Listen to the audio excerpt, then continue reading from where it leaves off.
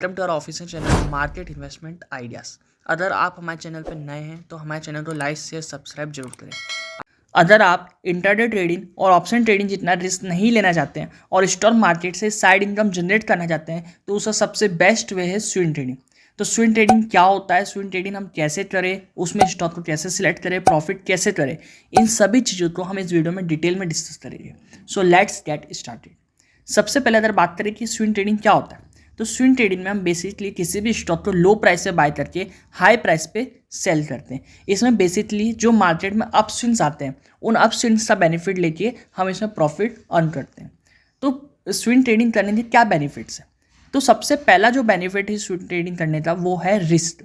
जैसे कि हम जानते हैं कि इंट्राडे ट्रेडिंग में, फ्यूचर एंड ऑप्शन ट्रेडिंग में रिस्क बहुत हाई होता है। इसमें हमारा 100% कैपिटल भी जो है वो वाइप आउट हो सकता है। लेकिन swing trading as compare to this बहुत कम रिस्की होता है। जैसे हम लॉन्ग टर्म में इन्वेस्ट करते हैं, इन द सेम वे हम स्विंग ट्रेडिंग में 2-3 महीने के लिए किसी भी स्टॉक को बाय करते हैं और उसको होल्ड करके रखते हैं। सेकंड बेनिफिट की बात करें कि हमें ऐसा नहीं कि पूरे दिन भर, जैसे 9 से लेकर 3:30 का जो हमारा मार्केट सेशन है, उस पूरे टाइम में हमें चार्ट को देखना है, हमें स्टॉक पे नज़र रखनी है, उसके प्राइस मूवमेंट को ट्रैक करना है। हमें ऐसा नहीं करना पड़ता। हमें जब भी अपने पूरे बिजी शेड्यूल में जो भी टाइम मिले, जितना भी टाइम मिले, हम उसमें चार्ट को स्टडी कर सकते हैं और स्टॉक को अपने अकॉर्डिंग, अपने रिस्क एपेटाइट के अकॉर्डिंग परचेज कर सकते हैं। थर्ड बेनिफिट की बात करें तो इसमें कोई ड्यूरेशन फिक्स नहीं है। जैसे कि अगर आपने किसी स्टॉक को अभी बाय किया और आपको लग रहा है कि हम इसको और होल्ड करना चाहते हैं 1-2 महीने तक या 3 महीने तक, तो अपने अकॉर्डिंग, अपने टाइम फ्रेम के अकॉर्डिंग, अपने जो रोल्स है उसके अकॉर्डिंग हम उसको होल्ड कर सकते हैं।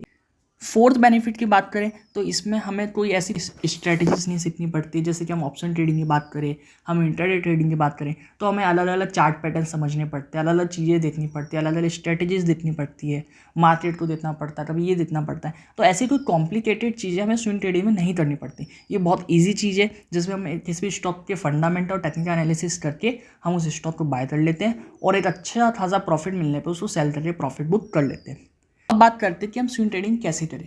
स्विंग ट्रेडिंग करने के लिए हम किसी भी स्टॉक को सिलेक्ट करते हैं कि इस स्टॉक में हमें स्विंग ट्रेडिंग करनी है। हम बेसिकली क्या करते हैं कि 4-5 स्टॉक को सिलेक्ट कर लेते हैं जिनमें हमें लगता है कि स्विंग ट्रेडिंग पॉसिबल है, और उन 4-5 स्टॉक को सिलेक्ट करने का उनमें स्विंग ट्रेडिंग करते हैं। किसी भी स्टॉक को सिलेक्ट करने के लिए हमें उस स्टॉक का टेक्निकल फंडामेंटल एनालिसिस करना पड़ेगा।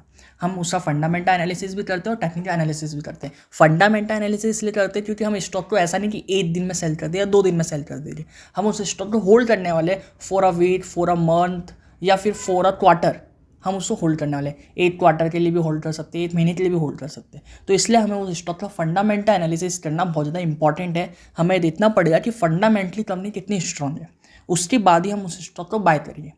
और ये सब देखने के बाद भी हमें स्टॉक को भी देखना पड़ेगा कि स्टॉक कैसा है। अगर जिस भी स्टॉक को हम सिलेक्ट करें स्विंग ट्रेडिंग के लिए, उसमें 3 क्वालिटीज़ होना बहुत इंपॉर्टेंट है। अगर ये 3 क्वालिटीज़ में एक भी क्वालिटी उस स्टॉक में नहीं है तो हम उस स्टॉक को स्विंग ट्रेडिंग के लिए सिलेक्ट नहीं करेंगे। उसमें सबसे पहली क्वालिटी है कि वो स्टॉक लिक्विड होना चाहिए। लिक्विडिटी से मतलब है कि उसमें ऐसा नहीं कि ना कि हम हमने अपने शेयर्स को सेल ही नहीं कर पा रहे हैं। जैसे बहुत सारे स्टॉक्स में ऐसा होता है कि उसमें बाइंग नहीं होती है या सेलिंग नहीं हो पाती है क्योंकि उनमें लिक्विडिटी नहीं है। बाइंग और सेलिंग के जो ऑर्डर है वो इजीली प्लेस नहीं हो पा रहे। तो जिस भी हम स्टॉक को सिलेक्ट करेंगे उसमें लिक्विडिटी होना चाहिए। लिक्विडिटी का मतलब कि वो जो कंपनीज है वो कम से कम उनका जो मार्केट कैप है वो 10,000 करोड़ से ऊपर का होना चाहिए, तभी हम उस स्टॉक को स्विंग ट्रेडिंग के लिए सिलेक्ट करेंगे। सेकेंड जो पॉइंट है कि वो जो स्टॉक है वो अप ट्रेंड में होना चाहिए। अगर कोई स्टॉक डाउन ट्रेंड में और उसमें हम स्विंग ट्रेडिंग करेंगे तो हम ये अंदाज़ा नहीं लगा सकते कि वो और कितना डाउन जाएगा। तो इसलिए जब भी हम किसी भी स्टॉक को स्विंग ट्रेडिंग के लिए सिलेक्ट करें तो वो अप ट्रेंड में होना इंपॉर्टेंट है। अगर वो अप ट्रेंड में है तो ही हम उसमें स्विंग ट्रेडिंग करेंगे। थर्ड जो पॉइंट है वॉलेटिलिटी।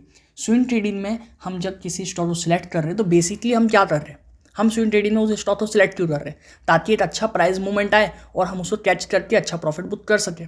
लेकिन अगर स्टॉक में वॉलेटिलिटी नहीं है, स्टॉक में मूवमेंट ही नहीं है, तो हम उसमें इन्वेस्ट करते, उसमें स्विंग ट्रेडिंग करके क्या करेंगे। तो इसलिए जब भी हम किसी भी स्टॉक को सिलेक्ट करें स्विंग ट्रेडिंग के लिए तो उसमें वॉलेटिलिटी होनी चाहिए, वो वॉलेटाइल होना चाहिए, उसमें मूवमेंट्स आने चाहिए, प्राइस के ऊपर और नीचे दोनों साइड के उसमें मूवमेंट होने चाहिए, तभी हम उस स्टॉक को स्विंग ट्रेडिंग के लिए सिलेक्ट करेंगे। कंक्लूजन में हम बात करें, जैसे कि अगर आपके पास 1 लाख का कैपिटल है तो ऐसा नहीं कि आप पूरा 1 लाख का कैपिटल किसी एक सेक्टर में या एक कंपनी में इन्वेस्ट कर दो। आपको अपने पोर्टफोलियो तो डाइवर्सिफाई करना है स्विंग ट्रेडिंग के लिए। जैसे कि अगर आपने 1 लाख रुपये एक ही स्टॉक में लगा दिया तो हो सकता है कि वो स्टॉक में गिरावट आ जाए मार्केट के कारण, या उस जिस इंडस्ट्री में वो है उस इंडेक्स में कोई ऐसी नेगेटिव न्यूज़ आ जाए जिससे ना वो फॉल कर जाए, तो आपके जो पैसे वो तो ब्लॉक हो जाए, लेकिन साथ में आपको लॉस भी ज़्यादा होएगा।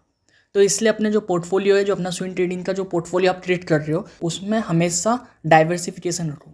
डाइवर्सिफिकेशन ऐसा नहीं कि हम एक रेलवे सेक्टर में आ रहे हैं और रेलवे सेक्टर की कंपनी में इन्वेस्ट कर रहे हैं, टेलीकॉम सेक्टर में आ रहे हैं, टेलीकॉम सेक्टर में इन्वेस्ट कर रहे हैं। ऐसा नहीं कि अगर आपके पास एक रेलवे का स्टॉक है आपके स्विंग ट्रेडिंग वॉच लिस्ट में, तो एक आपके पास डिफेंस का स्टॉक भी होना चाहिए, टेलीकॉम का स्टॉक भी होना चाहिए, एक अलग सेक्टर का होना चाहिए। तो अलग अलग सेक्टर के स्टॉक आपको स्विंग ट्रेडिंग में अपनी वॉच लिस्ट में रखना है और उनमें स्विंग ट्रेडिंग करना है। Thanks for watching. अगर आपको हमारा वीडियो पसंद आया तो हमारे चैनल को लाइक से सब्सक्राइब जरूर करें, और ऐसे ही और वीडियो देखने के लिए हमारे चैनल के बेल आइकन को प्रेस जरूर करें।